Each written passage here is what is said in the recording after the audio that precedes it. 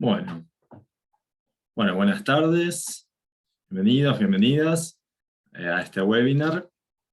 Eh, bueno, vamos a ir empezando mientras se terminan de conectar el resto de las personas. Supongo que me escuchan bien en general. La idea es que sea, más allá de la presentación que hagamos, que lo hagamos un poco descontracturado, así que yo voy a empezar presentando la dirección de Relaciones Internacionales de la universidad, que es la que organiza esta charla, y a nuestro invitado, que es quien va a estar coordinando todas las actividades y coordinando toda la presentación. Así que les damos la bienvenida y empezamos presentando. Van a quedar, para cuando quieran, micrófonos y cámaras que los pueden habilitar en el momento en que quieran, por cualquier cosa. Así que cualquier pregunta nos pueden interrumpir, pueden meterse a participar y les damos la palabra, ningún problema. Así que damos inicio entonces al webinar que se llama Estrategias para la internacionalización del currículo, la metodología COIL. Como decía, mi nombre es Joaquín Núñez, y este webinar lo organizamos desde la Dirección de Relaciones Internacionales en el marco de la iniciativa que se llama Internacionalizar las Aulas. Esta iniciativa, acá vemos, es una iniciativa que estamos llevando adelante desde la dirección, que tiene el objetivo de promover colaboraciones internacionales a nivel docente entre el cuerpo académico de la UNRN y otras universidades del resto del mundo, enfocándonos sobre todo en nuestra área prioritaria de relacionamiento, que es Latinoamérica. Es una iniciativa que empezamos el año pasado, a principios de año, la lanzamos con un evento similar a este, y que también le hemos dado difusión hacia el interior y hacia el exterior. Ahí, por ejemplo, está la publicación que hicimos en el marco de la revista del CIN, de Actualidad Universitaria, de la última que salió ahora a principios de año, de marzo-abril, y ahí sale alguna información de la iniciativa, de esto que venimos desarrollando, y en el marco de lo cual se hace este webinar. ¿Cuáles son las acciones que planteamos para desarrollar este objetivo? Básicamente son tres.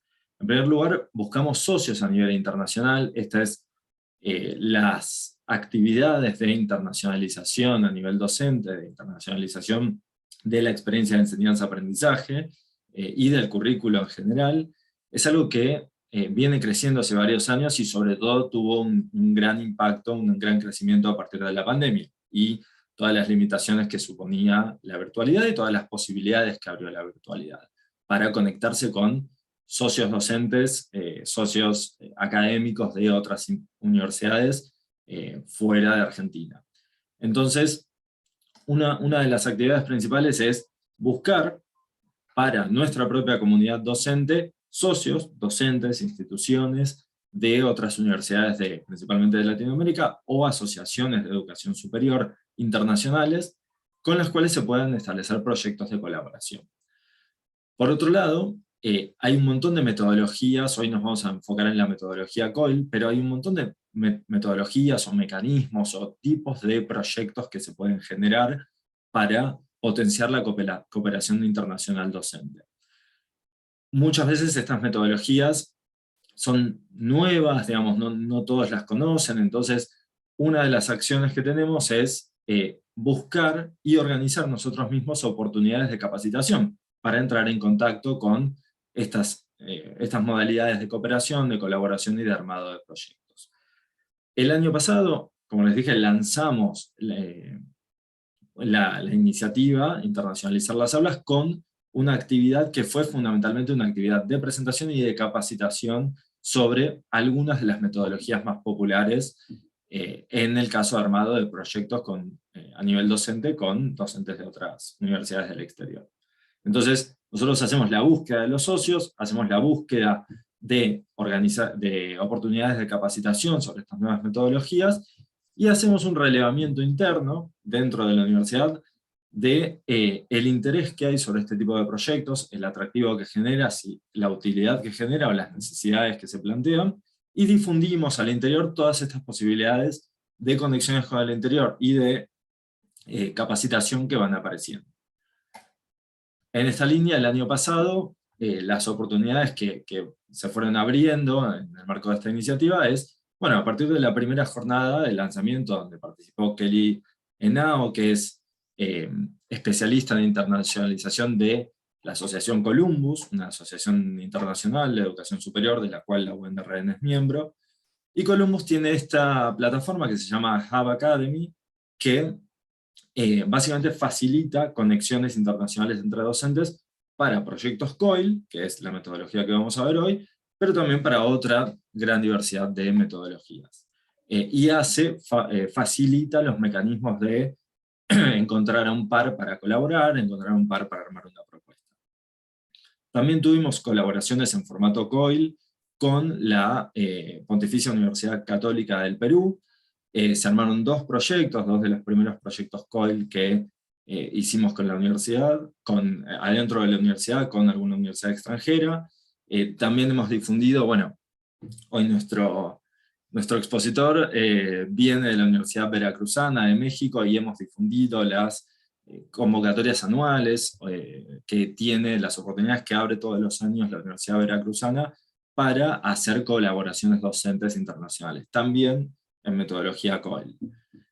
También tuvimos una oportunidad abierta en metodología COIL de la Red Universitaria para el Cuidado de la Casa Común, organización de la cual la UNRN forma parte, también del Tecnológico de Monterrey. Ellos tienen un programa que se llama Global Classroom, que es también de metodologías COIL o metodologías de clases espejo, de diferentes metodologías de colaboración docente. También una oportunidad con la Universidad de San Buenaventura de Cali, de clases espejo, otra metodología distinta que también la presentamos el año pasado, y con la UTP de Panamá en esta misma modalidad.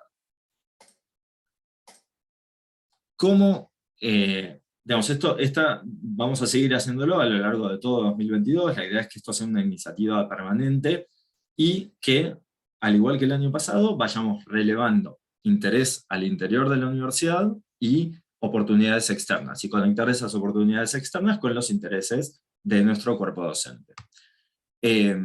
¿Cómo participar y estar al tanto de estas oportunidades? Bueno, tenemos un formulario online para manifestar interés, que es básicamente, explica de qué se trata, ahí se pueden ver algunas imágenes, explica de qué se trata la iniciativa, las metodologías en términos a grandes rasgos, las metodologías de cooperación que existen, pide algunos datos personales, más que nada, de qué, digamos, datos de contacto personales, y a qué sede o a qué carrera pertenece cada docente que se inscriba, y en particular, como esto se desarrolla, todas estas metodologías se desarrollan dentro de una materia específica que ustedes dicten, bueno, sobre qué materia se propondría la cooperación, a qué carrera corresponde, alguna idea básica de los contenidos que incluye esa materia, y el cuatrimestre, para poder coordinar con los pares extranjeros que coincida en el tiempo, digamos, del proyecto.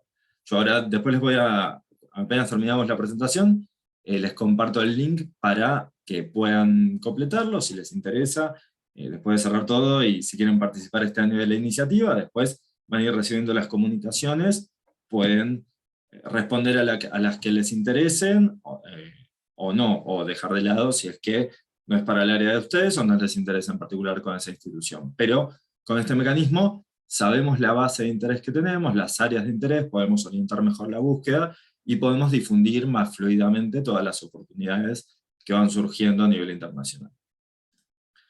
Así que bueno,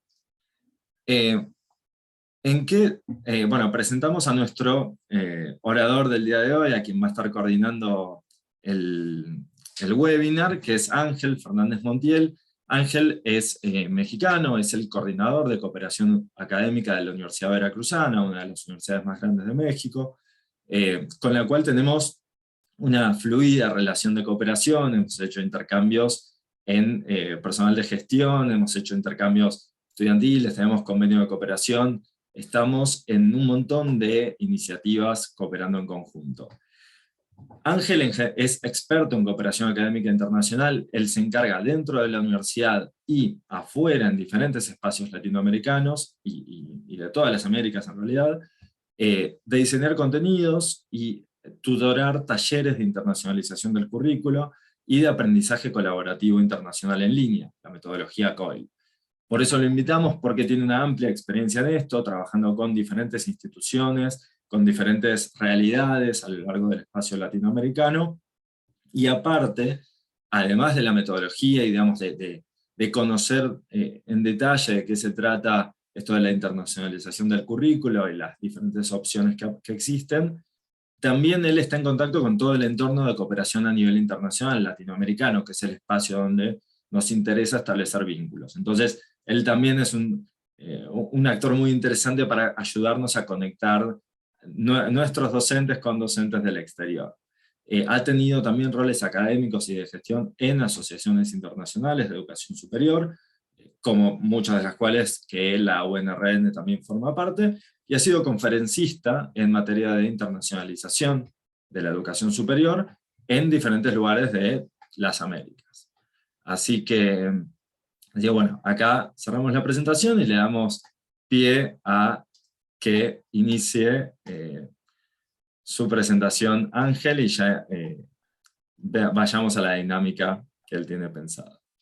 Así que de nuevo muchas gracias, ahora les comparto el link al formulario y Ángel, te dejo ahora todo tuyo.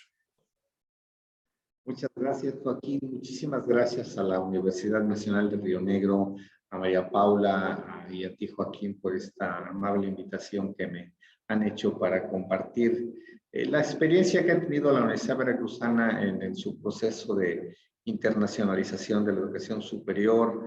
Esta palabra que está mucho en el discurso de los líderes universitarios, de los rectores, de los grandes pensadores de la educación superior, de las grandes organizaciones como la UNESCO, el Banco Mundial, la OCDE, etcétera, etcétera, etcétera, que a veces está en el discurso, pero a veces nos cuesta un poquitito de trabajo cómo esto aterrizarlo, no solo en la institución, sino directamente en el aula, quienes están en la trinchera de la misión, de la función docente de la institución, cómo esto se puede traducir, eso que a veces está un poquitito en el éter y que manifiesta muy buenas intenciones, pero que en la práctica es difícil de hacerlo.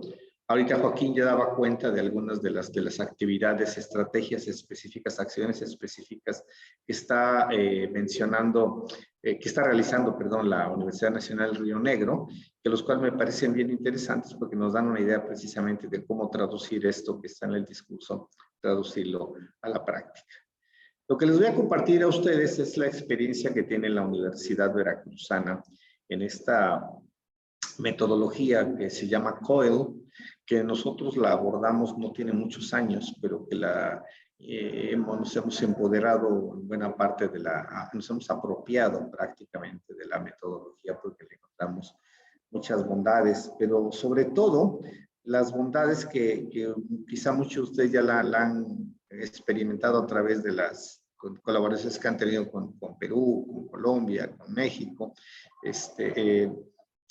no solo es en términos de las ventajas que representan el trabajo de conocer a colegas de otras universidades, sino cómo traducir esto en asuntos que a veces, insisto, parece que son compromisos de las instituciones, pero yo como docente en el aula, ¿qué puedo hacer para traducir? Y bueno, viene el concepto de la integración de la dimensión internacional en las funciones sustantivas de la universidad, de la ciudadanía global, de las competencias internacionales e interculturales, y ese tipo de referencias y de conceptos que las encontramos con frecuencia en las ponencias, en los webinarios, o en los artículos, en las notas que salen en diferentes medios de comunicación.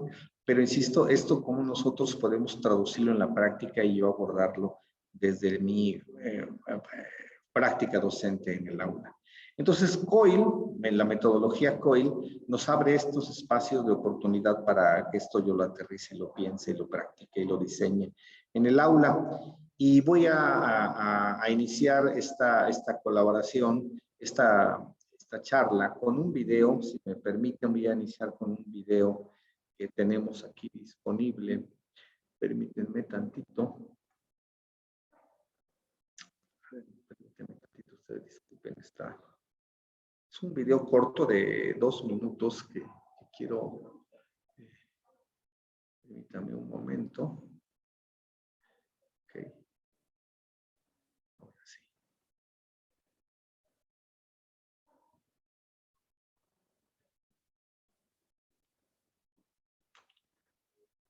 Ok.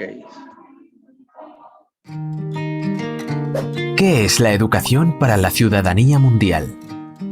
El mundo se está volviendo más cercano que nunca. Pero en el mundo, problemas como conflictos, pobreza, desigualdad y destrucción ambiental se están volviendo más serios.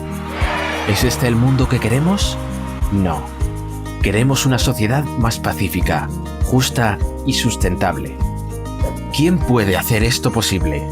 Nosotros. ¿Cuándo? Ahora. Nosotros somos ciudadanos del mundo y necesitamos fomentar la ciudadanía mundial para crear el mundo que queremos. Entonces, ¿quién es un ciudadano mundial? ¿Alguien que viaja al extranjero? ¿O alguien que puede hablar otros idiomas? ¿O alguien quien ayuda a países pobres? Ciudadanos mundiales son aquellos quienes respetan los valores de la justicia, igualdad y diversidad, y toman acciones para crear cambios. Educación para la ciudadanía mundial es para usted, para mí y para todos nosotros. Es una educación para nuestro futuro más justo y pacífico.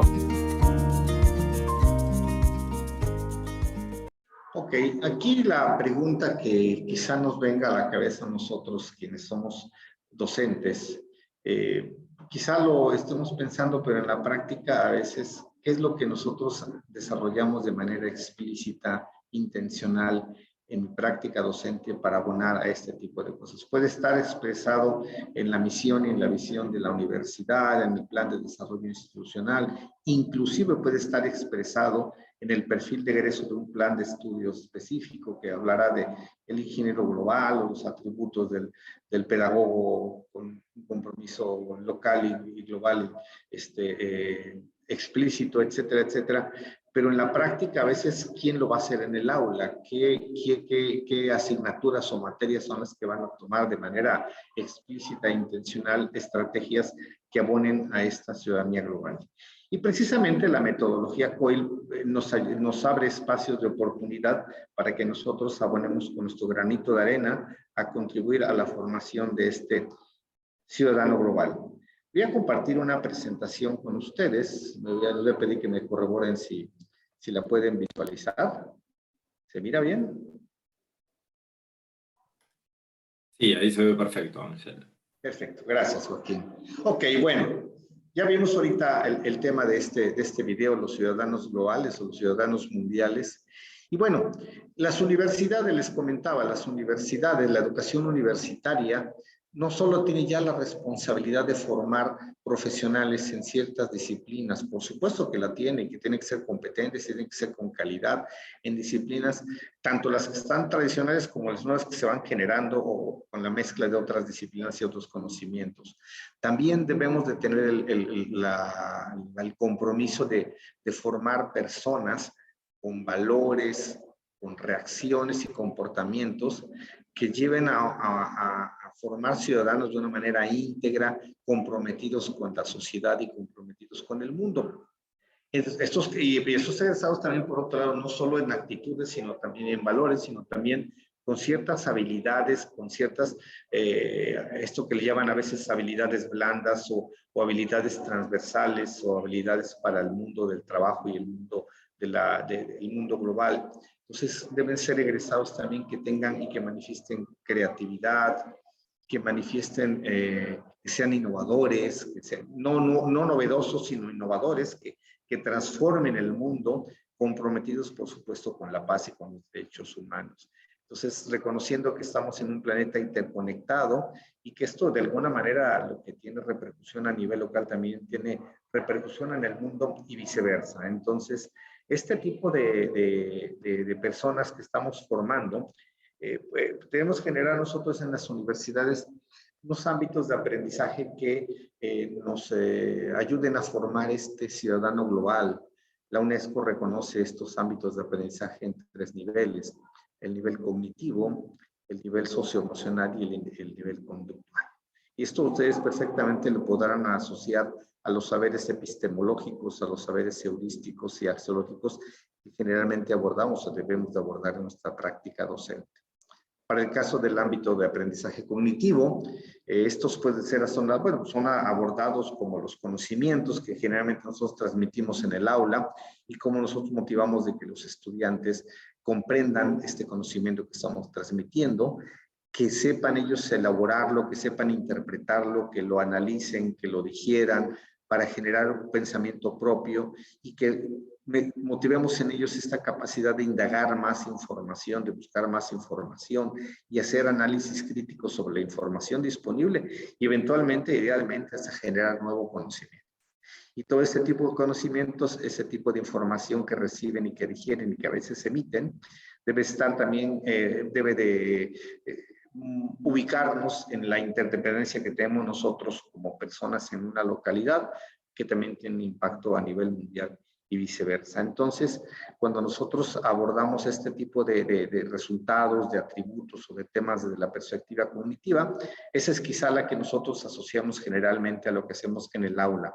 Pero los otros ámbitos también son muy importantes. El ámbito socioemocional es fundamental para formar ciudadanos del mundo con ese sentido de pertenencia que tenemos en mi localidad, en mi comunidad, en la universidad y por supuesto que en mi región, en mi país y en el mundo. Ese sentido de pertenencia debe de abarcar todos estos niveles, que este sentido de pertenencia esté matizado con valores, con empatía con las demás personas, con temas que tengan que ver con la solidaridad de unos con otros, seamos entes respetuosos sobre temas de la diversidad, que reconozcamos que existen gente diferente, formas de pensar diferentes, formas de actuar diferentes, formas de interpretar la religión de manera diferente, con orientación sexual, por ejemplo, diferente.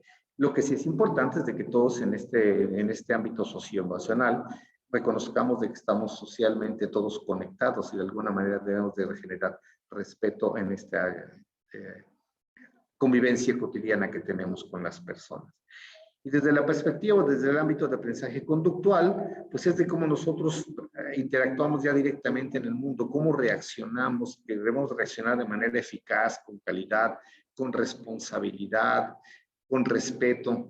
Y esta conducta también debe de motivarnos y debe de generarnos entusiasmo y voluntad para colaborar, para contribuir, para abonar cada uno desde nuestra trinchera de la disciplina o de esa trinchera en la sociedad de compromisos con el tema que tiene que ver con la sostenibilidad. Entonces, esos 3 ámbitos de aprendizaje, si ustedes me apuran, no solo son los que debemos de transmitir con los estudiantes, sino nosotros llevarlos a la práctica. Y también no hay mejor forma de predicar ese tipo de cosas que con el ejemplo. Y esto implica que nosotros también como docentes y los administrativos debemos de tener un aprendizaje, una perspectiva de aprendizaje de por vida. Entonces, debemos nosotros actuar con el ejemplo para que nosotros seamos eficientes en nuestra práctica docente de transmisión con el estudiante. Les voy a pedir, por favor, que ingresen a esta dirección de internet, saquen sus celulares, sus tabletas o su laptop, que que estén conectados, ingresen a esta dirección www.menti.com y que por favor, quienes utilizan, por ejemplo, un celular, les va a aparecer una imagen como esta y que ingresen, por favor, la clave que apareció en este momento en color rojo, 18 88 51 33. Repito, 18 88 51 33. Entonces, quienes ingresan esto, yo le voy a pedir quizá a Joaquín que si tú pudieras compartir tanto la dirección de enlace como la clave, les va a aparecer en su celular esta pregunta. Entonces, que por favor ingresen ustedes, lo que les voy a pedir es esto, que por favor contesten a esta pregunta. Les va a aparecer que por favor de manera en singular y respetando las tildes, ustedes me indiquen 3 palabras claves que ustedes asocien con el concepto de ciudadanía global. 3 palabras, las redacten en cada campo y den enviar para ver cómo nosotros estamos visualizando, conceptualizando la ciudadanía global. Yo voy a dejar de... Perdón, ¿volverías al código? Así lo copio acá en el chat. Claro que sí, claro. 1888-5133. Listo, ahí tienen la dirección en el chat y el código de ingreso. Muchísimas gracias, Joaquín. Entonces, bueno, les va a aparecer entonces esta imagen, ingresar estas 3 palabras y darle enviar. Voy a detenerla, compartir esta página para compartirle lo que ustedes, ¿cómo se llama? Están contribuyendo en este ejercicio. A ver, permítanme tantito. Okay, ya hay una contribución, ahorita se las comparto, ojalá que sean numerosas las contribuciones. Ok, y aquí está. ¿Sí se mira? Perfecto. Quienes ya conozcan este recurso, a mayor tamaño de la fuente de la palabra es que un mayor número de personas están pensando en estas palabras. Entonces, pues destaca el tema de la diversidad, que ese es bien importante para nosotros, reconocer de que no vivimos, y no solo a nivel mundial, a nivel local, hay formas de pensar diferentes, hay formas de actuar diferentes, y uno tiene que reconocer que existen, para que uno reclame que reconozcan nuestra cultura, nuestra forma de pensar, lo primero que debemos reconocer es que también existen formas de pensar diferentes. Hay gente que está pensando en temas de interculturalidad, el tema de compartir, que es muy, muy importante ese concepto para el trabajo colaborativo interdisciplinario, responsabilidad, globalización, democracia, que es un tema, ahorita con el tema de toda esta polarización que hay en la sociedad con el tema de la democracia, también es un tema que nosotros, por supuesto, podemos asumir en el aula también para formar esta responsabilidad y esta conciencia política que debemos de tener para generar también incluso empatía en la diversidad, y en ambientes de aprendizaje inclusive que fomenten la democracia. Son 10 contribuciones, vamos a seguir esperando un par de minutos más para que a ver qué más nos están. Ya la palabra interculturalidad también tiene un poquitito más de presencia en estas contribuciones. Justicia, ¿quién no quiere hablar de justicia? Aquí ahorita, bueno, vamos a pasar ahorita que terminen ustedes de contribuir. Vamos a hacernos una pregunta y voy a dejar de compartir para que abramos el micrófono, para que quizá con un par de intervenciones de ustedes nos manifiesten su forma de pensar con relación al tema de la ciudadanía global. Voy a dejar de compartir porque yo quiero entonces ahora, ¿cómo se llama? Hacerles la siguiente pregunta. Nosotros desde el aula, ahorita que vimos este ejercicio, les voy a compartir después el resultado de todo esto, de este ejercicio de Mentimeter.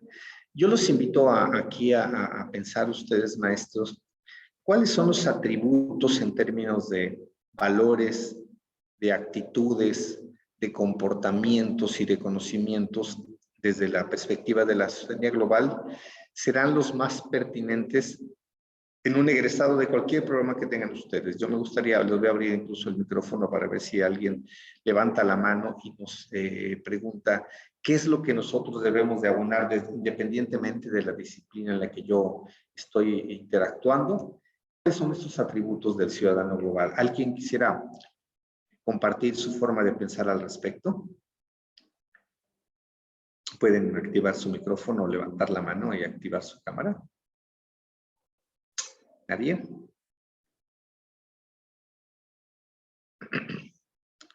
Veo muchos nombres por acá.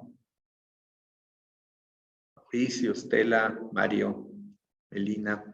¿Alguno de ustedes quiera compartir precisamente cuáles son esos atributos? No sé de qué carreras estén aquí involucrados, pero se supone que nosotros debemos también de abonar este tipo de de atributos, de valores a nuestros estudiantes, independientemente de la disciplina. ¿Alguien más, Joaquín o Joaquín, tú quisieras compartir una opinión al respecto? Bueno, yo no soy docente, pero bueno, aquí quizás podemos empezar, pueden mencionar, abrir el micrófono y mencionar de qué áreas son y como para charlarlo en conjunto, de qué carreras vienen, así también Ángel se hace una idea de qué áreas están metidas dentro de todas las carreras que ofrece la universidad. Así que si quieren comentar de qué carreras vienen. Adelante. Yo abro el espacio, yo estudié biología. Hace 40 años soy biólogo de formación, entonces, y esto me ha pegado este tipo de atributos desde que egresé de la carrera, cuando me di cuenta de que el mundo no es solo la biología y tenía que compartir con un montón de gente con formas de pensar totalmente diferentes. Entonces, alguien que sea de otra. Nancy ya activó su micrófono. Adelante, Nancy.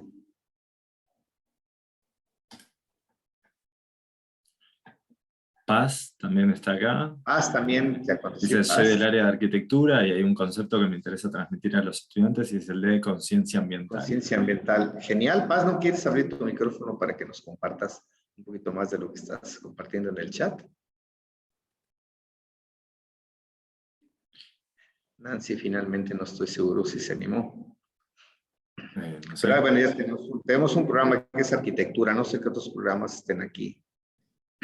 Pero bueno, pues el tema de conciencia ambiental. Y bueno, en lo que alguien más se anima a hablar, el tema de... Ah, ok, no te preocupes, Paz, y no tengo micro ni cámara. No ok. Pero mientras lo platicamos. Pero Paz, me parece bien importante, creo que cada vez más la arquitectura y la conciencia ambiental se llevan mucho de la mano. Yo te voy a platicar un asunto en lo que hemos tenido precisamente de profesores de arquitectura que han participado en los cursos COIL, y tengo uno muy, muy interesante. Paz, tú te imaginas, bueno, el tema ambiental pues está metido por todos lados y quizá no nos cueste mucho trabajo imaginar qué tiene que ser un arquitecto desde la perspectiva ambiental, y hay un montón de trabajo con la arquitectura paisajística, etcétera, etcétera. El cambio climático, por supuesto. Y precisamente hace unos años, una colega de Rumania que participó en nuestro curso COIL de la Universidad Politécnica de Timișoara, ella es arquitecto de diseño de interiores. Y ella, en el curso COIL de nosotros, hizo par con una profesora de odontología de la Universidad Veracruzana en Jalapa. ¿Te puedes imaginar, Paz, qué es lo que ellos trabajaron desde la perspectiva de la arquitectura y de la odontología? Pues les costó mucho trabajo, pero lo que encontraron ellos es que, por ejemplo, la maestra esta de Timișoara, de Rumania, es experta en diseño de interiores. Y lo que trabajaron los estudiantes ya aplicando esta metodología COIL, lo que hicieron estos maestros que, por ejemplo, de los estudiantes de diseño de interiores de Rumania, le propusieron a los estudiantes de odontología, futuros dentistas profesionales, generar espacios de trabajo de los consultorios dentales un poquito más amables. Entonces, con una propuesta de diseño de interiores con colores, con ambientación, cuando uno va al dentista no precisamente bueno feliz, y a veces son espacios que parecen de tortura. ¿Cómo estas profesoras, después de platicar y pensar un poquitito y ser un poquito creativo e imaginativo, encontraron áreas de interés en común, donde ellos, cuando el arquitecto salga, los que se dediquen a esta parte, sepa que hay necesidades concretas dependiendo de la profesión, en este caso la odontología. En el caso, y evidentemente le encontraron una razón de ser de que cuando ellos, los odontólogos, aparte de todo el conocimiento y la práctica que deben de tener, también pueden generar más colaboración de sus pacientes cuando les generas espacios de este tipo. Ese es un ejemplo muy, muy, muy práctico que a mí me ha tocado vivirlo y que luego me ha tocado verlo también con profesores de música y cómo conviven con profesores de ingeniería o profesores de pedagogía, cómo conviven con profesores de matemáticas, otros casos que yo he conocido, profesores de psicología, con profesores de matemáticas, porque en el caso de la psicología, por ejemplo, en algunos casos hay un alto índice de deserción en las carreras de psicología porque le tienen mucho temor a las matemáticas. Entonces, puede acudir quizá a un pedagogo o a un matemático para que le enseñe técnicas de cómo aprender la matemática de un punto de vista un poquitito más a través de juegos, por ejemplo. ¿O quién de nosotros no reconocemos el valor que tienen los idiomas, la comunicación en otro idioma, para decir cómo puedo aliar, quizá ya sea profesor de veterinaria o de pedagogía o de agronomía, que no reconozcan que sin ser expertos en los idiomas, podemos nosotros abonar para que esos profesores, estudiantes, perdón, mejoren sus competencias en inglés. Y para eso, como yo, sin ser profesor de inglés, yo cómo puedo aliarme con un profesor, digo, con un profesor de idiomas para que me enseñe técnicas básicas para que yo transmita cuestiones de la disciplina en otro idioma. Entonces, Griselda y Fernando, precisamente de odontología, pues está el ejemplo después les voy a compartir una liga para que conozcan esto. Por supuesto, cómo influye el entorno y bueno, nuevamente el reto que tenemos nosotros es imaginar cuál es el escenario del mercado del trabajo de nuestros egresados dentro de 5 años. Y uno está seguro, de lo que está seguro es de que no va a convivir con la gente de la generación, ni con toda la gente de la misma disciplina. Un ejemplo, y vuelvo, y bueno, ahorita que hay odontólogos y arquitectos, que son dos profesiones que no es raro que hagan el ejercicio profesional de manera independiente. Imagínense qué tengo que ver yo con los contadores fiscales. Pues, ¿por qué? Porque ellos también tienen que hacer declaración de impuestos y un montón de cosas, y es muy diferente cómo hace una declaración de impuestos un empleado en el mercado laboral, en una empresa o en el sector público, a una persona que se dedica de manera independiente, y es muy diferente en los casos. Y, por ejemplo, generar, bueno, ¿cómo es el ejercicio profesional del odontólogo, del arquitecto, y cómo puede ayudarlo un arquitecto y un contador que cuando egrese de la carrera va precisamente a tratar y cómo va a orientar el tema fiscal, por ejemplo, con sus egresados? Y el asunto de la música, de las artes, de la filosofía, de las ingenierías en todas sus expresiones, en las humanidades. Por ejemplo, puedo tener un ingeniero civil que tiene buenas ideas para apoyar en comunidades marginadas, pero que nunca ha trabajado en comunidad. Entonces, asociarte con un sociólogo, con un antropólogo, con un trabajador social, para que mis estudiantes sepan cómo llegar y trabajar en comunidad. Entonces, como hay un montón de áreas de oportunidad que uno debe de ser abierto para que abonemos, no solo, insisto, desde la perspectiva de la disciplina, sino de algo más. Si me permiten, bueno, ya que no hubo más contribuciones, voy a continuar con la presentación, y después de que yo les dejaré esta pregunta en el aire para que también nosotros reflexionemos de cuáles son estas actitudes que nosotros debemos de abonar para que nuestros egresados sean más pertinentes desde mi perspectiva de la disciplina. Ahora, ¿qué beneficios tiene este espacio de aprendizaje, la internacionalización como tal, para el mercado del trabajo? Por ejemplo, hay un estudio que hicieron en 2014, ya tiene 8 años, que se hizo en Europa, derivado de un programa, del programa Erasmus Mundus de la Unión Europea, que fomentó la movilidad de estudiantes en los países de la Unión Europea. Hicieron un estudio cómo la movilidad, en este caso presencial, tenía efectos en el proceso de empleabilidad, en el proceso de reclutamiento, con estudiantes que habían tenido este background, este antecedente de internacionalización. Y entrevistaron a reclutadores, a gente que contrataba a personas, estudiantes egresados de las universidades. Y los resultados han sido sorprendentes.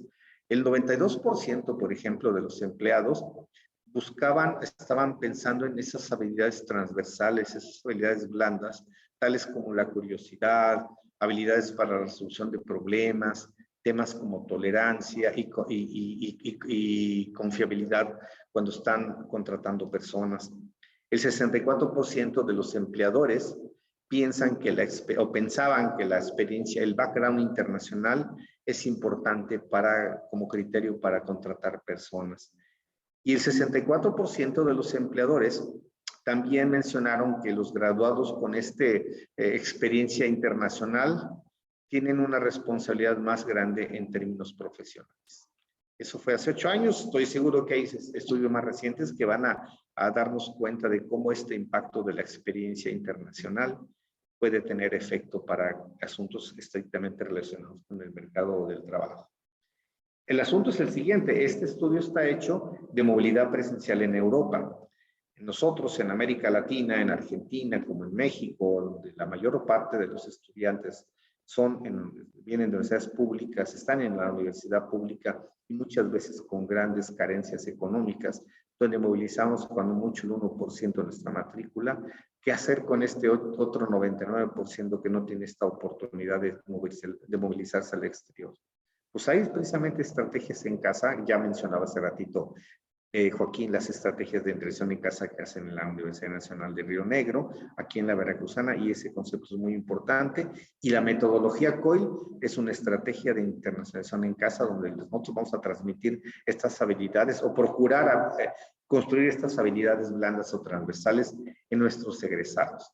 Entonces yo les mencionaba hace un ratito que es muy importante que nosotros como profesores imaginemos cómo va a ser el desempeño profesional de sus estudiantes, de nuestros estudiantes, los que egresamos yo egresé hace 40 años de la universidad, pero los que egresaron hace 10, hace 15, hace 20, hace 30 años, es muy diferente lo que nos funcionó a nosotros hace tanto tiempo y lo que le espera a los chicos en su mercado de trabajo o mercado de desempeño profesional. Ya debemos de abandonar esta imagen del que el profesor es el que forma todo, el que quiere formar estudiantes a su imagen y semejanza. No, debemos de formar personas que sean críticas, que sean analíticas, que sepan resolver problemas, que sepan trabajar en equipo, que sean tolerantes, porque van a trabajar con gente de diferentes formas de pensar, etcétera, etcétera. Entonces, esa forma de pensar del docente que va a llegar a transmitir conocimiento cada vez es menos eficiente y con el tiempo seguramente va a desaparecer para que no seamos docentes y nos convirtamos en verdaderos facilitadores para que los estudiantes se empoderen de su propio proceso de aprendizaje. Entonces es un gran reto imaginar el futuro para la gente. Esta imagen que acaba de aparecer es como a principios del siglo XX, se imaginaban la sociedad alemana, cómo iba a ser la sociedad en el año 2000. Se imaginaban a gente volando en esos artefactos que parecen alas de libélula o alas de murciélago. Nunca se imaginaron que también iba a evolucionar la moda de la vestimenta, pero es otra cosa. Así se imaginaban y finalmente no sucedió, pero sí hay que pensar que el futuro va a ser cambiante. Lo que está operando ahorita no va a ser viable dentro de 4, 5 y 10 años cuando nuestros chicos estén ya en el mercado del trabajo.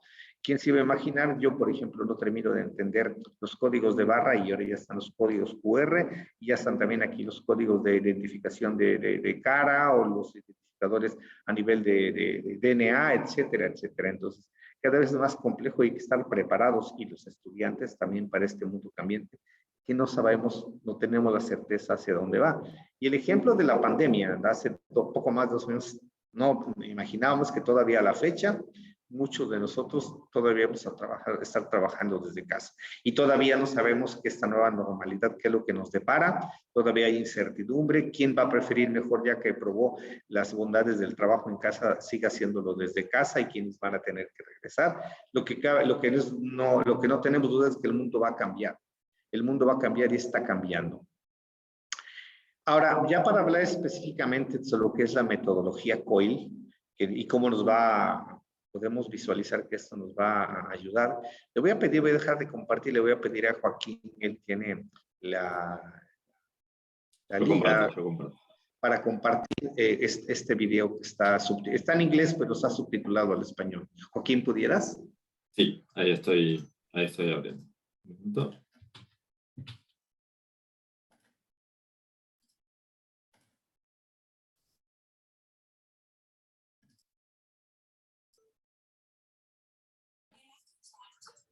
Se escucha bien, ¿no?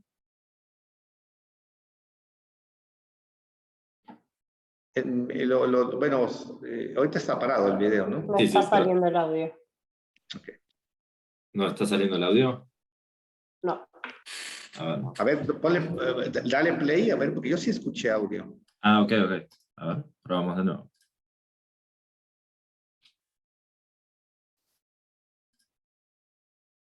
segundito.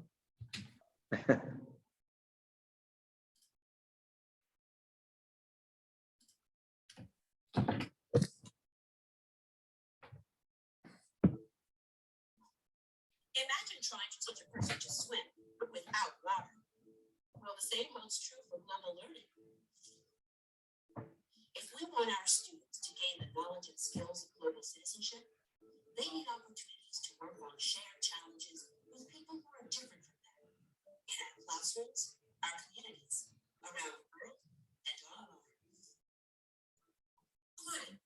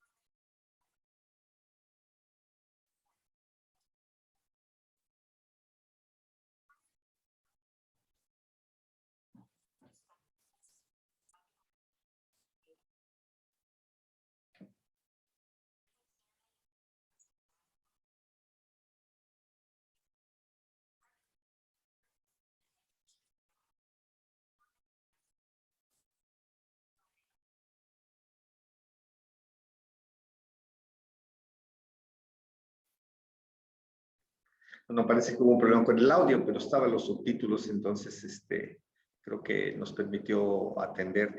Este video que acaban ustedes de ver resume en buena manera todo lo que implica las ventajas y los retos que es trabajar en ambientes de aprendizaje. Se dan cuenta de que se privilegia el trabajo interdisciplinario, se privilegia el trabajo colaborativo, habla de la interacción cultural y en otros aspectos de estudiantes y profesores, habla de las alianzas que también requeremos nosotros como profesores, buscar también expertos en diseño instruccional, en medios, ese tipo de cosas.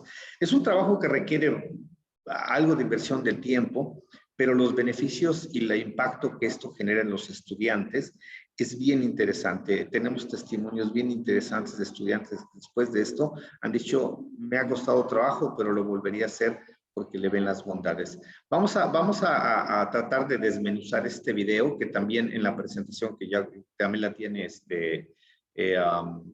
Joaquín, se las puede compartir para que ustedes puedan mirar este video nuevamente con mayor tranquilidad. Ahí está la dirección en YouTube donde está disponible este video para que ustedes lo puedan mirar.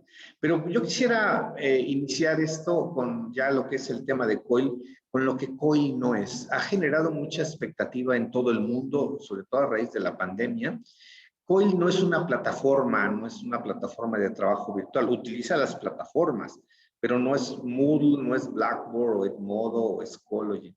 Por supuesto, insisto, esas plataformas son herramientas y todos los recursos digitales sirven como herramientas para el trabajo en línea y por supuesto que son herramientas fundamentales para la metodología COIL.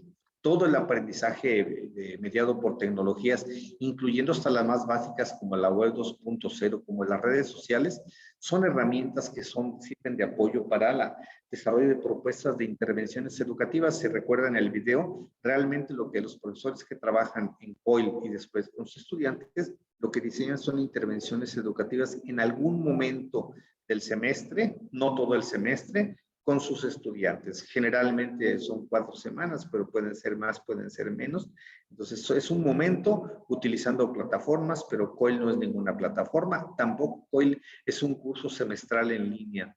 El curso COIL para aprender metodología COIL es para profesores que diseñan un sílabus que al final del curso o al siguiente semestre lo aplican con sus estudiantes.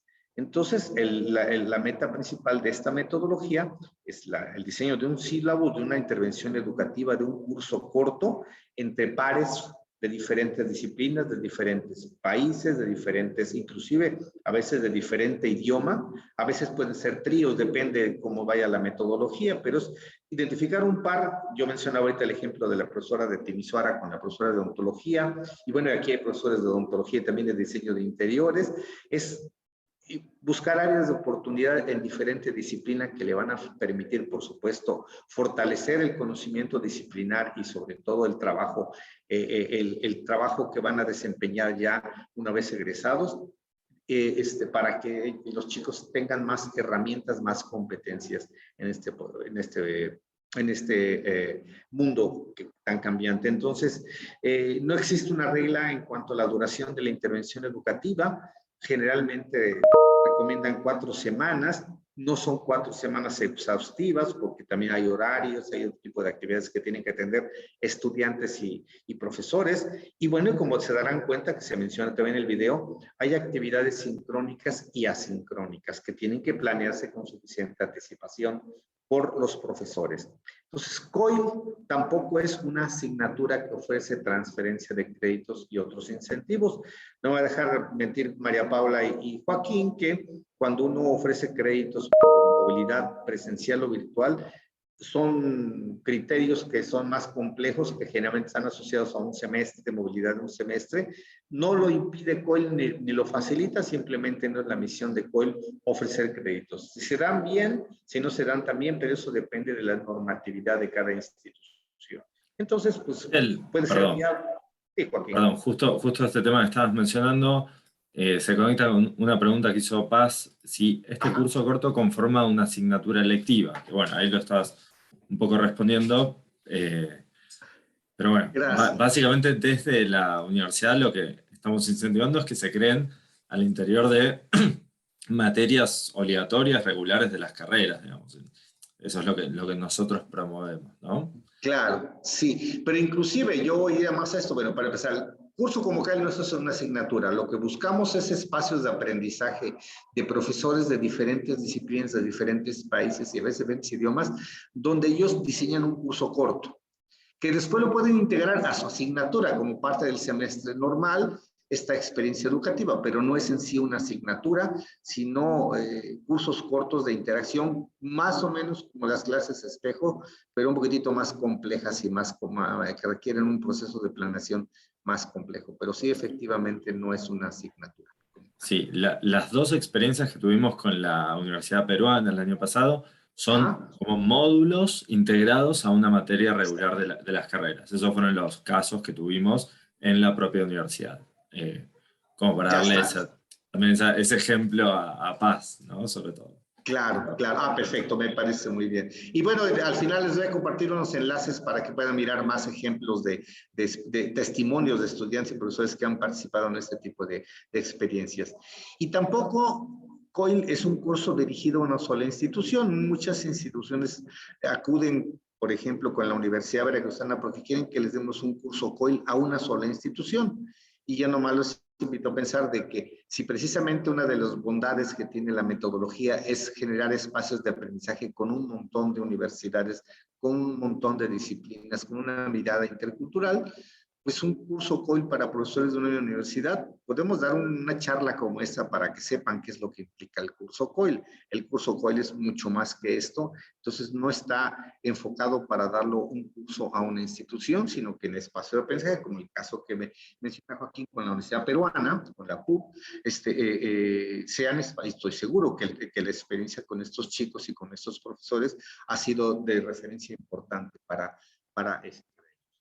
Voy a brincarme les voy a dejar la dirección, hay un video sobre lo que es el aprendizaje colaborativo, pero el aprendizaje colaborativo te da la oportunidad que a través de diferentes profesiones, nosotros miremos también y conozcamos que existen formas de mirar la vida y el ejercicio profesional de manera diferente, con diferentes perspectivas y por supuesto cuando estamos hablando también con profesores o con instituciones de otros países, inclusive, insisto, de otras lenguas, también hablamos de diferentes culturas.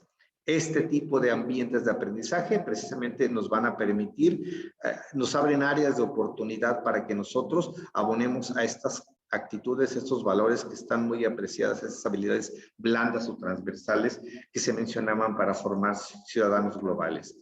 Entonces, el aprendizaje colaborativo interdisciplinario, lo primero que debe reconocer es de que no existe un solo experto. Hay diferentes formas de pensar, hay diferentes disciplinas.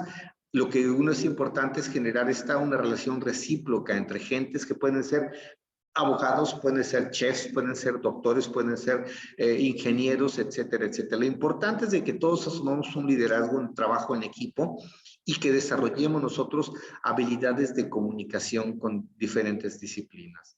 Que generemos esta comunicación en equipo y que aprendamos nosotros a escuchar a los demás. Lo que yo miro como abogado es diferente a lo que mira el de negocio internacional, es el arquitecto o el administrador o el biotecnólogo.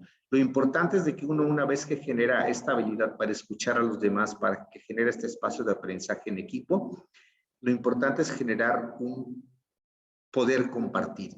Un poder compartido, que eso que yo, no es la suma nada más de varias disciplinas, sino que esto en conjunto tiene mucho más valor que cada parte como tal. Entonces, cuando uno genera este espacio de trabajo, este poder compartido, cuando uno identifica objetivos en común, generamos estas comunidades de aprendizaje donde hay un montón de gente que está practicando una actividad con diferentes formas de pensar y con diferentes formas de mirar un problema y las posibles soluciones. Y lo que para mí personalmente me parece más importante es generar esta cultura de la confianza. Cuando no nos conocemos, pues es complicado. Cuando uno ya identifica que esta persona piensa como yo o no tiene que pensar como yo exactamente, o le estoy aprendiendo de ellos, o yo no había mirado esta solución de esta manera, o yo tenía esos prejuicios de trabajar con un abogado o con un contador o con un médico o con un gente de artes plásticas, con un cineasta. Hay que generar estos espacios de confianza, primero entre los profesores y después, por supuesto, con nuestros chicos. Cuando los chicos generan y saben de que hay objetivos en común, cuando compartimos objetivos y metas en común, esto se hace mucho más fácil y es mucho más aceitado el proceso. Entonces, la metodología COIL, un curso promedio, aunque no es exactamente en todos lados, implica que en un ambiente de aprendizaje en línea, en una plataforma, los participantes se presentan y comparten imágenes de su comunidad y de sus gustos y de sus hobbies, y también presentan un poco lo que es el perfil profesional y con qué carrera están involucrados. Entonces creamos un perfil y uno conoce el perfil de los demás que están en esta aula virtual con estudiantes, profesores de cualquier parte del mundo. Y uno empieza a identificar a este profesor le interesa porque yo pienso que en mi profesión mis estudiantes requieren aprender. Yo soy un profesor de biotecnología y hay un gran reto porque las cuestiones aduanales y de comercio internacional o las leyes aduanales son tan diferentes en cada país que quizá necesite yo un abogado internacional o un especialista en aduanas para que me oriente al respecto y que me oriente que mis estudiantes de biotecnología que se van a enfrentar cuando estén trabajando en ese tipo de ambientes. Entonces empiezo a identificar áreas de interés en común hasta que yo formo un par con un profesor de otra universidad, de otro país, quizá de otro idioma y de otra disciplina. Se forman estos pares durante el curso y se empieza a recopilar información. Ahorita vemos qué tipo de información se recopila. Algo que es muy importante es de que en este sílabus, en este curso corto, también los profesores hacen un ejercicio de resultados de aprendizaje en el modelo educativo con un enfoque por competencias y en Europa, sobre todo en América del Norte, en Canadá, utilizan este enfoque por competencias y habla de resultados de aprendizaje. En algunos otros países de América Latina seguimos los modelos todavía por objetivos académicos, pero a últimas uno lo que busca no es solo el trabajo disciplinar, sino también otras cosas expresadas en la política institucional, y en este tipo de ambientes se hacen ejercicios para ver qué resultados de aprendizaje esperan de esta interacción interdisciplinaria. ¿Qué va a aprender al final de este curso corto, de este sílabus? Al aplicarlo, mis estudiantes van a ser capaces de conocer, comparar, evaluar, integrar, analizar, criticar, todos los verbos de la taxonomía de Bloom que nos vienen en la cabeza. Bueno, no todos los que nos vengan que van a poder ser desarrollados en esta experiencia educativa. Uno es un ejercicio de resultado de aprendizaje. Se enlistan las actividades, se identifican qué actividades se van a hacer durante estas 3, 4, 5 semanas, se eligen las herramientas tecnológicas y finalmente lo que se entrega generalmente en un curso de metodología COIL es un sílabus con cronogramas, con actividades. Ahorita vemos más o menos cómo se integra un sílabus. Pues eso es lo que uno persigue generalmente en un curso COIL. Hay variedades, lo que ofrece la Veracruzana es diferente, lo que ofrece el programa Brave en Brasil o lo que ofrecen los colegas de Sunic Coil Center que por cierto, la metodología COIL fue precisamente desarrollada en el sistema de universidades del estado de Nueva York, que tenían un centro que se llama Sunic Coil Center, que son los que son los padres de esta metodología que sigue en evolución y en mejora. Entonces, y los que persisten en Japón, los cursos COIL en Japón, o en África o en Europa, son un tanto diferentes, pero en términos generales, la expectativa de trabajo es la que les estoy planteando en términos generales. Entonces, ¿qué objetivo y qué meta tiene un curso de COIL? Bueno, el objetivo, si bien es capacitar, vamos a un nivel quizá un poco más modesto, pero más importante, que es sensibilizar a los docentes sobre los beneficios que ofrecen estrategias en línea, todo es en línea, para la internación del currículo, para los objetivos de la institución que tienen que ver con internacionalización, pero que esté enfocado al desarrollo de competencias internacionales, globales e interculturales de los estudiantes, y que también estén armonizados estos objetivos con los objetivos académicos de la institución, con los resultados de aprendizaje de sus asignaturas o con el perfil de egreso del plan de estudios. Siempre se procura de que eso tenga una congruencia para que no pensemos solo en mi asignatura, sino que también uno tiene que abonar a este tipo de objetivos un poquito más generales. Y la meta en particular, ya la vimos hace un ratito, es hacer un plan de acción, un sílabus, donde se operan y se van a diseñar y a operar intervenciones educativas con mis estudiantes y los estudiantes de mi par en algún momento del siguiente semestre, en algún momento 3 o 4 semanas, y serán aplicadas en el aula con el trabajo en equipo, con trabajo basado en retos, con el trabajo basado en debates o en conversadores. Ustedes dirán qué es lo que van a hacer con sus estudiantes y los de su par. Y esto es lo que facilita esta metodología de aprendizaje colaborativo internacional en línea. Entonces, el gestor COIL que nos va a ayudar, como en el caso quizá de Joaquín y María Paula, tiene que conocer las políticas institucionales, porque estamos hablando de que esto tiene que ser congruente con las políticas, debe de conocer la política de internacionalización de la universidad, debe de conocer más o menos cómo es el modelo educativo de la universidad, debe de ser sensible a temas de innovación educativa y a veces también asuntos de acreditación, porque pues, la acreditación viene para quedarse y también debemos de armonizar podemos armonizar ese tipo de actividades a procesos de acreditación. ¿Por qué? Porque cada vez los acreditadores valoran el tema de la internacionalización de manera cada vez más importante. Debemos de conocer la estructura de la institución, quiénes son los autores, las autoridades, células de desarrollo. Hace rato pensamos expertos en diseño instruccional, con quienes yo puedo acudir, porque yo no soy experto en todo, alguien que me orienta a desarrollar estrategias de aprendizaje en línea con mis estudiantes, gamificación, este tipo de cosas, narrativas transmedia, etcétera, etcétera. Debemos de conocer inclusive la conectividad, y tener dentro de quiénes son los responsables de la conectividad o los responsables de desarrollo académico. Tiene que ver mucho con la gobernanza, porque hay una red de actores en la institución que a veces se manejan de manera horizontal, pero no, a veces también se manejan de una manera vertical o jerárquica. Pero este asunto de la gobernanza es bien importante, porque uno también tiene que abonar este tipo de actividades, a rendir cuentas, pero no cuentas no solo financieras, cuentas académicas. Esto que representa un esfuerzo es para mejorar la práctica docente y armonizada con los grandes objetivos académicos de la institución. Entonces, el perfil del gestor como Joaquín o como María Paula debe tener buenas habilidades de comunicación y ser motivantes con los profesores. Que esto que sí es en un principio mucho trabajo y requiere mucha inversión de tiempo, al final te va a redituar el mejor testimonio, que es el testimonio de los estudiantes y por ende después con los profesores. Pero hay diferentes perfiles, diferentes disciplinas, diferentes formas de pensar y el gestor debe de ser muy capaz de identificar cómo es el perfil de los docentes y también de las disciplinas. Entonces, esto requiere una generosa dosis de liderazgo. ¿Por qué? Pues porque tenemos escenarios inéditos. Ahorita es el tema de la pandemia, pero ahorita van a venir un montón de cosas y no sabemos qué más vaya a venir, que tenemos que nosotros estar preparados para que en este liderazgo estemos listos a los cambios. Hay que ser innovador. Dar una clase en Zoom o en Google Meet no es ser innovador. Eso está uno siendo reactivo a una realidad. Innovador implica gente que le dé un valor agregado a una situación, a un proceso o mejore un producto.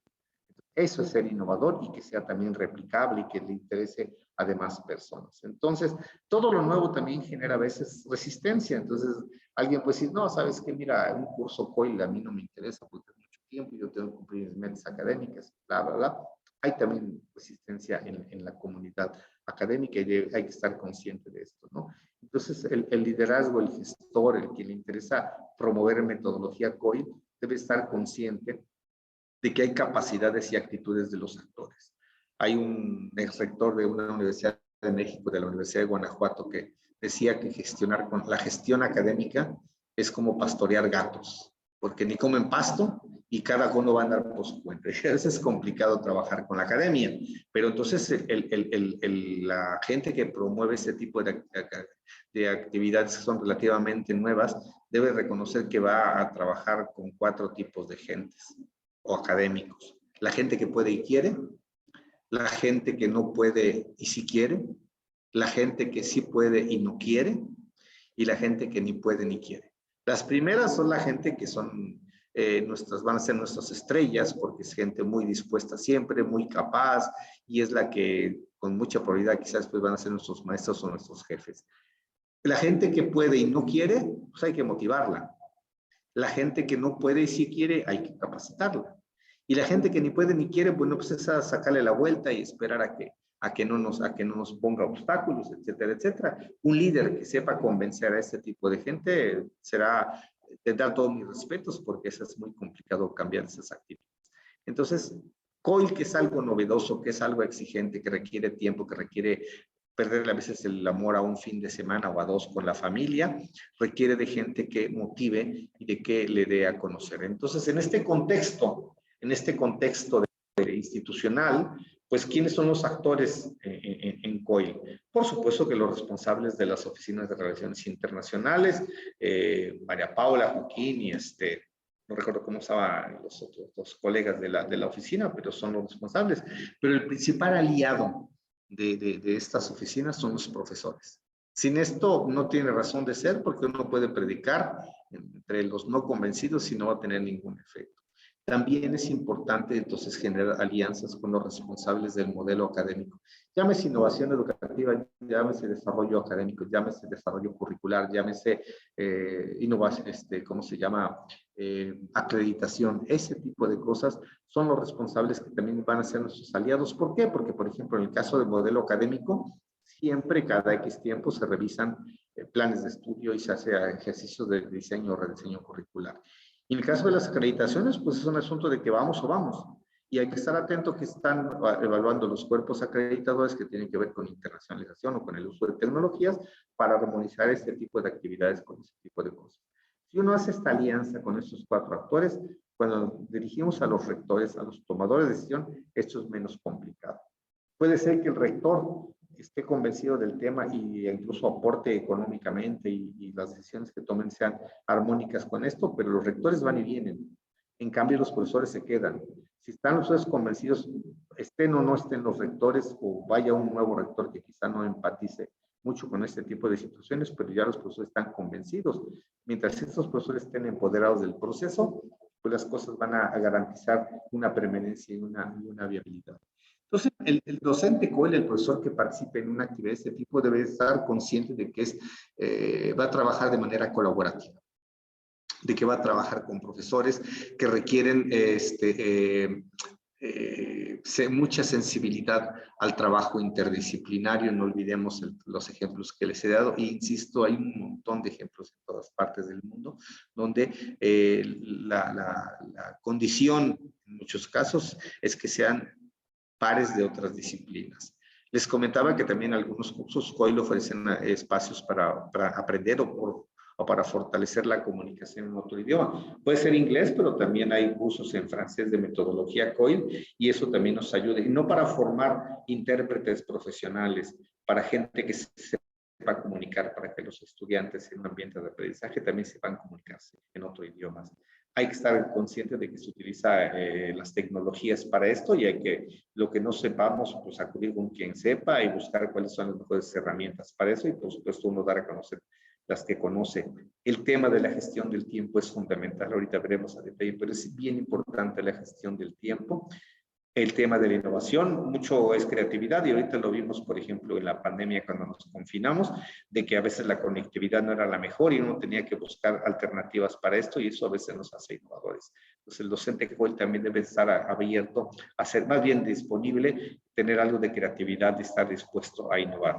Y una condición sine qua non para un profesor que participe en un curso es que sea un profesor que tenga una materia, una asignatura asegurada el siguiente semestre. ¿Por qué?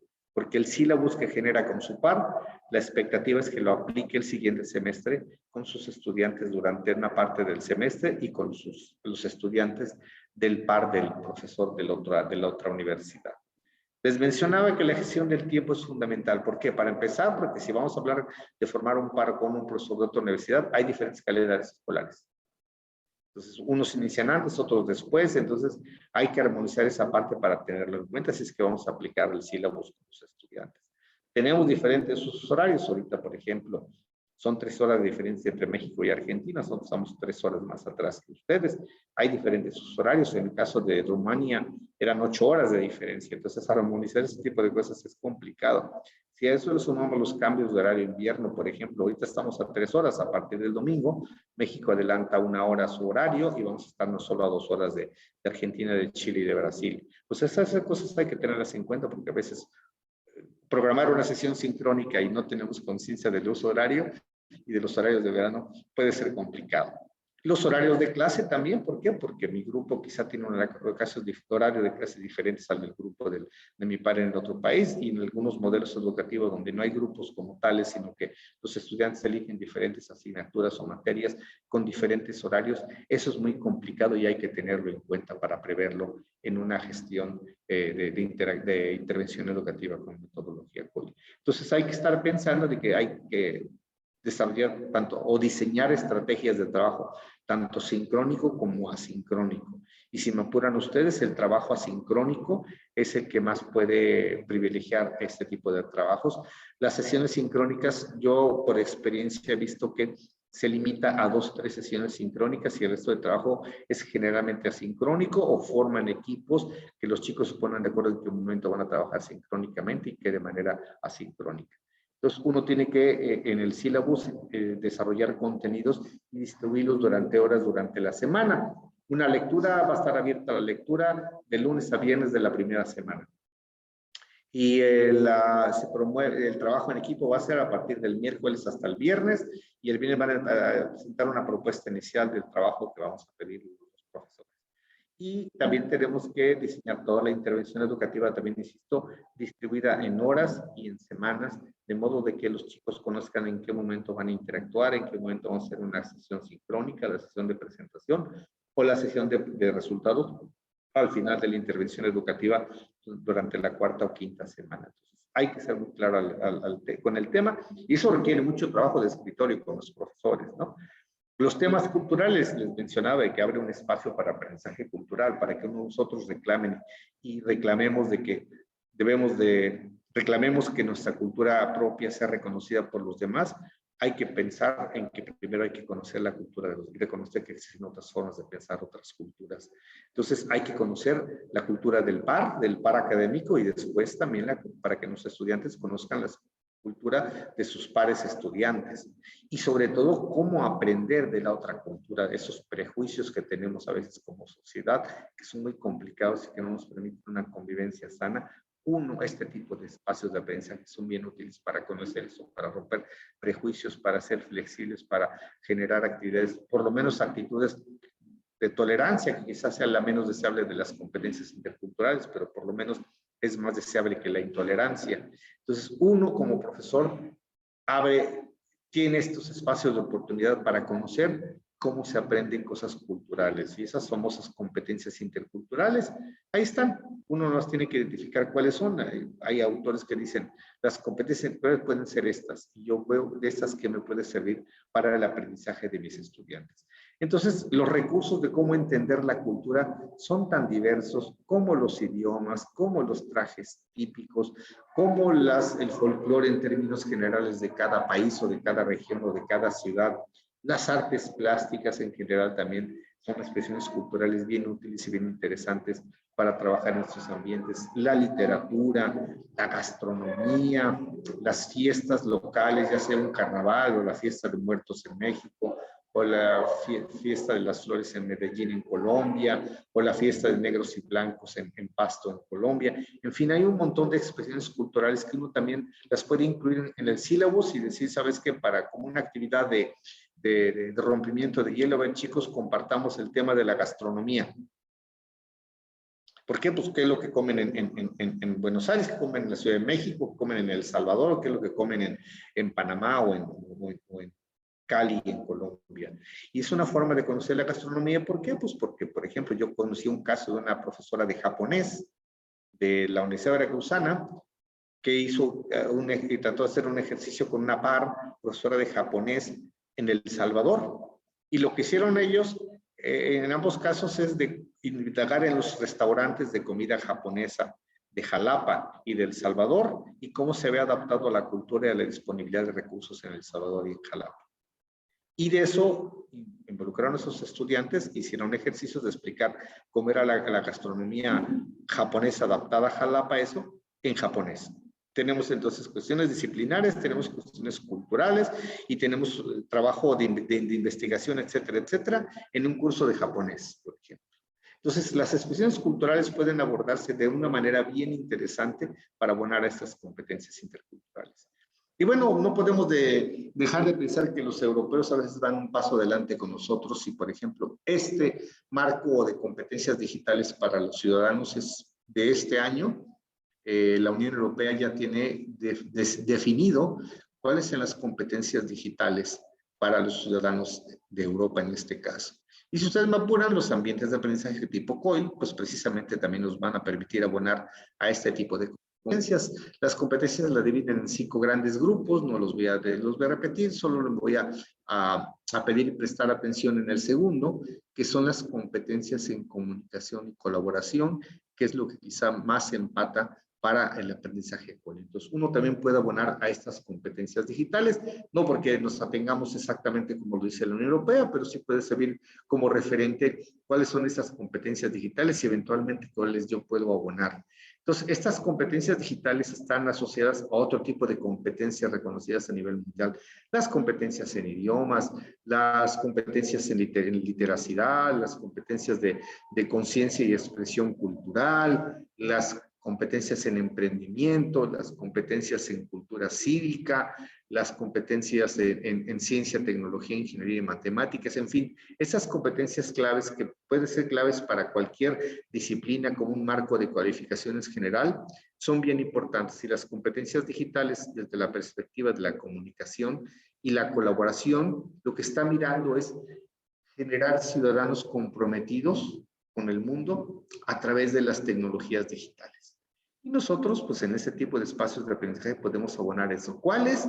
Pues ahorita van a ver ustedes algunos ejemplos que les va a recordar nuevamente la taxonomía de Bloom, las competencias en comunicación de este marco de cualificaciones.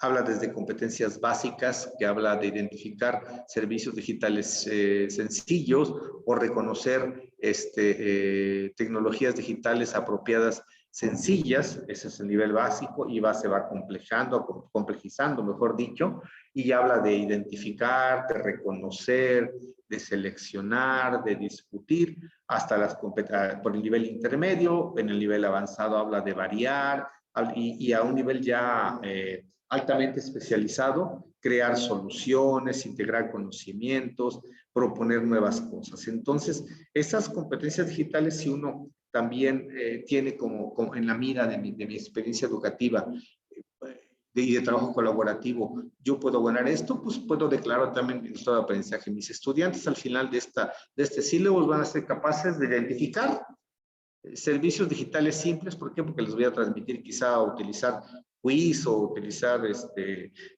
Edmodo, toda la infinidad de recursos que nosotros conocemos y que son fundamentales para eso. Entonces, las tecnologías son fundamentales para nosotros. Entonces, vamos a trabajar con un montón de cosas que no son necesariamente las más complicadas, pero entonces hay que reconocer que en el uso de las tecnologías, uno lo primero que va a aprovechar es que vamos a tener una experiencia de aprendizaje en línea. Vamos a tener que identificar qué herramientas vamos a utilizar, vamos a identificar qué plataforma vamos a utilizar. Por ejemplo, Moodle puede ser, o pueden ser otras plataformas, pero también hay que tener en cuenta que hay políticas institucionales cuando va a haber, o sea, usuarios externos, protecciones de seguridad. ¿Cuáles son las plataformas que más usan los estudiantes?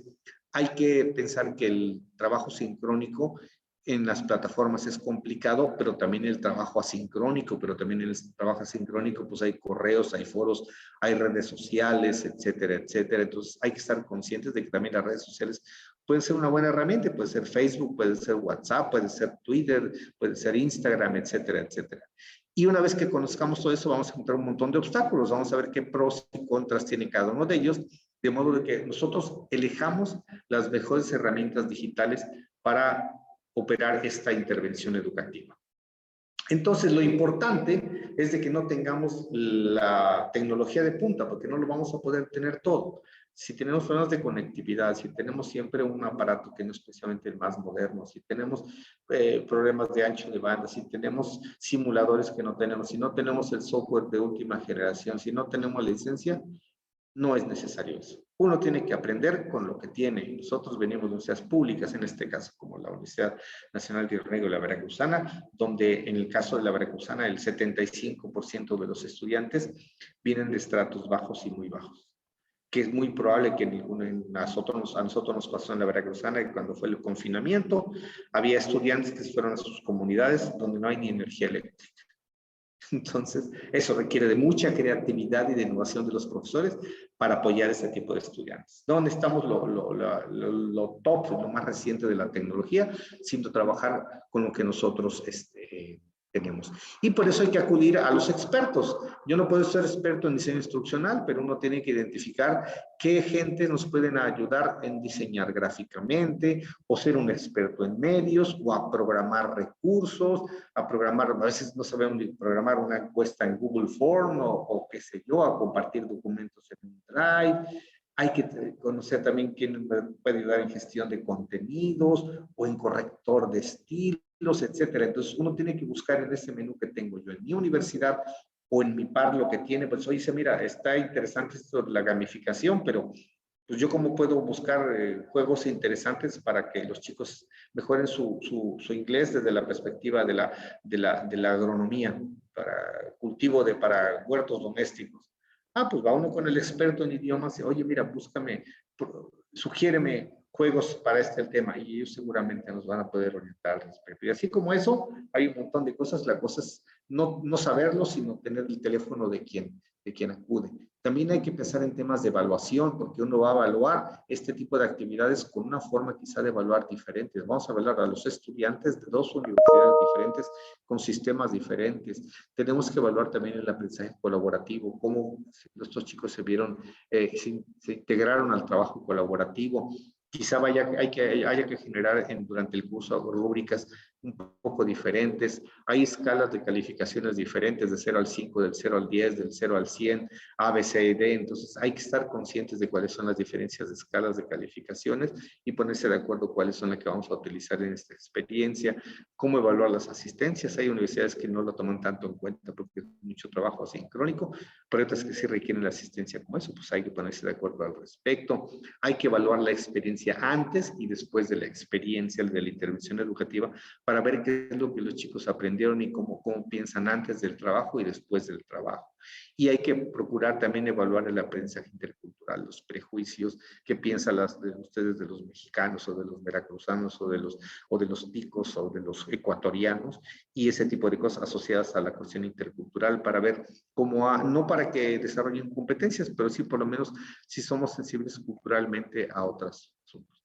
Y bueno, lo que uno tiene que entregar en este tipo de trabajos es un sílabus. Un sílabus que es un programa que va a tener varios contenidos. Para empezar, el nombre del curso.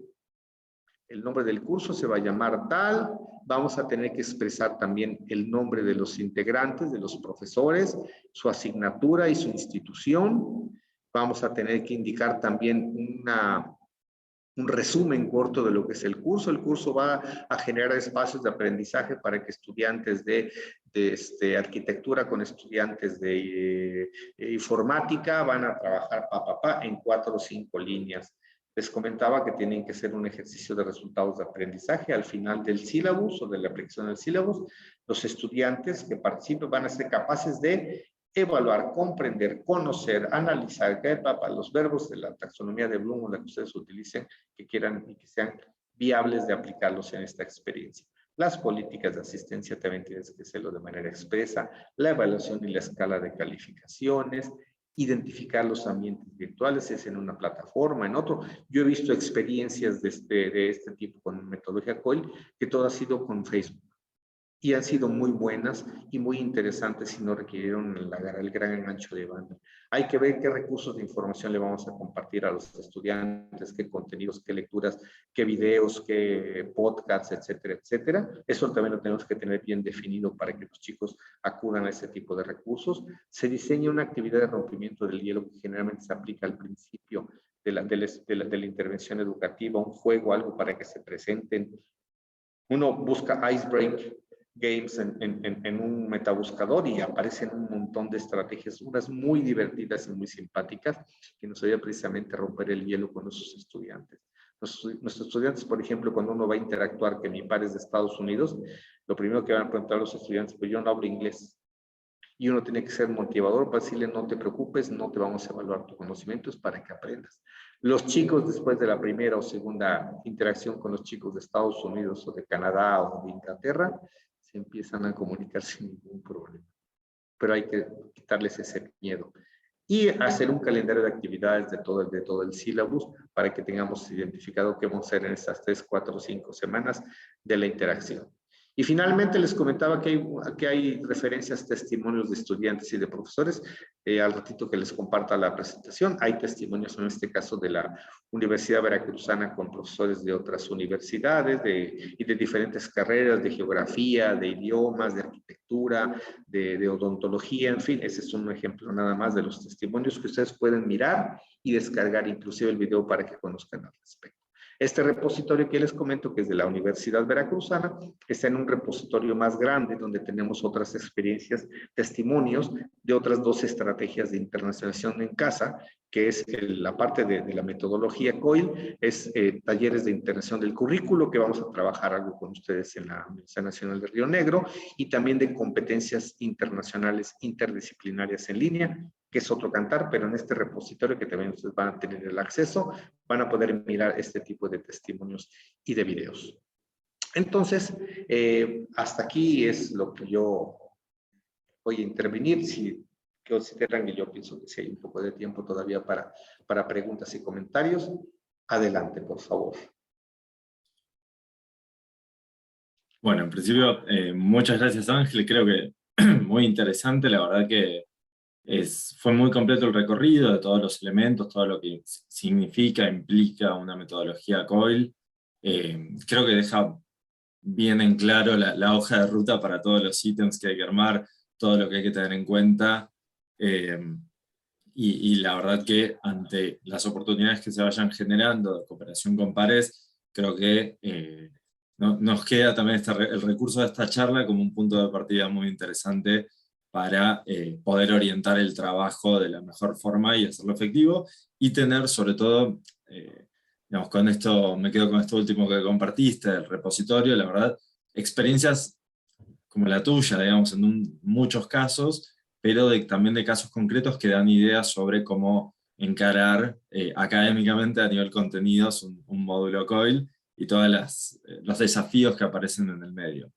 Así que bueno, creo que muy interesante, y abrimos a ver si hay alguna pregunta, algún comentario, opiniones respecto a la propuesta, a lo que fue la presentación, algún tema específico para Ángel. Ahí Paula Mut, docente de Alto Valle, también dice: excelente explicación, quedó muy claro cómo es la propuesta, muchas gracias. Está abierto el chat si quieren escribir algo, alguna pregunta, algún comentario, o abrir sus micrófonos o sus cámaras. En lo que se animan, yo quisiera comentar, Joaquín, si me permites, que es común que los profesores, cuando hacemos este tipo de actividades, tengan duda del trabajo y pues se antoja que es mucho trabajo. En realidad, yo sí les digo que en un principio es mucho trabajo, pero con el tiempo se dan cuenta de que no es tan complicado, es un poquito nomás de conocer esto. Y yo insisto, el mejor incentivo que tienen son los profesores cuando al final que aplicaron su intervención educativa, los chicos quedan fascinados. Algo que me ha gustado, por ejemplo, es que lo que hemos platicado con ellos cuando presentan sus trabajos, porque siempre hacemos un acto que presentan trabajos que valen la pena, los estudiantes, no los profesores. Lo primero que nos dicen muchos estudiantes es que esto me dio, antes que nada, confianza en mí mismo. El tema de la autoestima es fundamental, porque era una estudiante de biología, que su par fueron estudiantes de física de una universidad de Estados Unidos, cuando yo no sabía absolutamente nada de inglés. Y el trabajo que hizo ella con un par de Estados Unidos fue un video narrado en inglés de la disciplina de biología por ella, cuando yo no sabía absolutamente nada de inglés. Y entonces esto me dio la confianza de que yo me puedo comunicar, que los estudiantes de Estados Unidos son tan buenos y tan malos como los de México y como los de Brasil. Entonces hay de todo y que puedo competir. O sea, competir en el sentido de la palabra, ¿no? Que puedo ser eficiente y ese tipo de cosas. Eso es la mejor recompensa que puede tener un profesor cuando hace este tipo de trabajo. Cuando en un principio cuestionan, pero ¿cómo que en inglés? ¿Y cómo que esto? ¿Y qué voy a hacer con otra universidad? Esto es bien importante. Totalmente, totalmente. ¿Alguna otra pregunta con relación a esto? Les comentaba a Mauricio que, bueno, pues digo Joaquín, perdón, que esto lo van a ustedes a compartir también, la presentación, los enlaces, sí, con toda confianza. Y aparte tienes mi correo electrónico, si tienen alguna duda en particular. Aprovecho también el comercial. En este momento, la Universidad Veracruzana, el curso COIL de la Universidad Veracruzana se llama VIC, Virtual International Collaboration, pero es exactamente lo mismo. Y se oferta cada semestre en versiones en español, en inglés y en francés. Hay que estar atento. La próxima convocatoria para el siguiente curso va a ser por ahí del mes de julio, agosto. Hay que estar atento. Son cursos separados, cada uno en diferente idioma, y pues quizá haya un profesor aventurado de la Nacional de Río Negro que le interese tomar el curso en francés, que no se requiere ser experto en francés, ¿eh? Son niveles muy bajos los que se piden, el equivalente al A2 o al B1 cuando mucho. El asunto es saberse comunicar, que los profesores diseñen el sílabus y después sus estudiantes interactúan en francés con un profesor de Guyana o de Senegal o del Quebec en Canadá. Ese tipo de cosas sí son experiencias bien ricas y bien interesantes. Perfecto, sí, nosotros el año pasado difundimos las convocatorias de la Veracruzana, este año también, a principio de año, y lo vamos a seguir difundiendo. Para eso también les habíamos dejado invitamos a todos y a todas a completar el formulario, que dejamos el link, ahora lo voy a dejar de nuevo, pero con eso desde la Dirección de Relaciones Internacionales armamos la base de comunicaciones para todo este tipo de oportunidades. Entonces, más allá de que ustedes estén atentos, nosotros lo compartimos y estamos atentos por ustedes también, así que les vamos mandando todas las propuestas. Como dijo Ángel, sí, mañana vamos a estar enviando, compartiendo, por eso pedimos la inscripción también a esta charla, para ya tener la base de mails, para compartir las presentaciones y los videos y todo el material que se compartió hoy, que lo puedan tener a mano para sacar las ideas, y después también vamos a estar subiendo seguramente, compartiendo este video a solicitud, digamos, el video de esta charla, la grabación de esta charla. Así que van a tener todos los recursos a disposición, pero igualmente los invitamos a completar el formulario de expresión de interés en este tipo de colaboración, para darnos un poco más de información sobre hacia dónde orientar la búsqueda y qué tipo de conexiones pueden ser de interés para cada docente. Ya está, perfecto.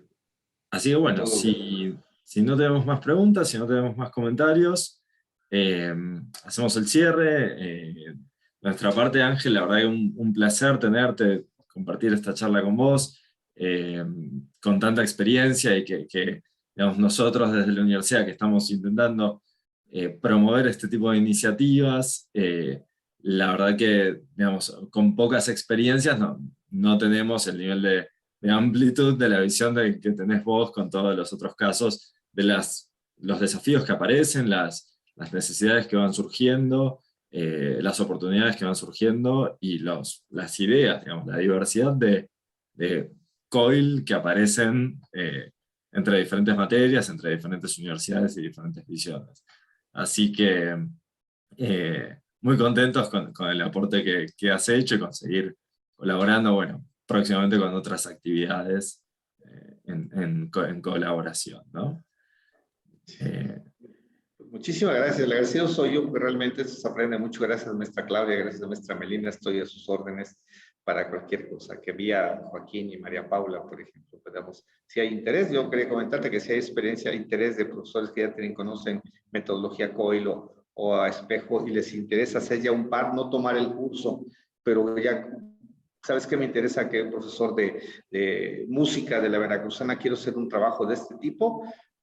Yo puedo identificar si es que hay un par y ponerlos en contacto. Tenemos medicina forense, tenemos cosas muy raras también, pero muy interesantes, que estamos abiertos a la oferta educativa de la Veracruzana es muy grande, y tenemos afortunadamente un buen stock de profesores que ya conocen la metodología, y que eso es mucho más fácil que tomar el curso como tal. Perfecto, perfecto. Bueno, nosotros dejamos el link y dejamos nuestro mail, así que también tomando esta propuesta que hace Ángel, quienes tengan interés en intentar hacer un emparejamiento con un docente de la Veracruzana, digamos, en algún tema específico, pueden completar el formulario o mandarnos un mail específicamente para manifestar este interés, y hacemos el contacto con Ángel y ya empezamos a buscar. Así que bueno, nuevamente gracias Ángel, gracias a todos y todas los que se conectaron, por el interés, por participar, y sobre todo por la motivación de algo que demanda esfuerzo, es desafiante, pero como dijo Ángel, es muy, digamos, generan recompensas muy grandes, así que en el quehacer diario de la enseñanza, ¿no? Así que bueno, les agradecemos, cualquier cosa seguimos en contacto, y gracias Ángel, y gracias a todos. Gracias a ustedes, que tengan muy buena tarde. Un saludo hasta Argentina. Que tengan buena tarde. Chau, chau. Chao.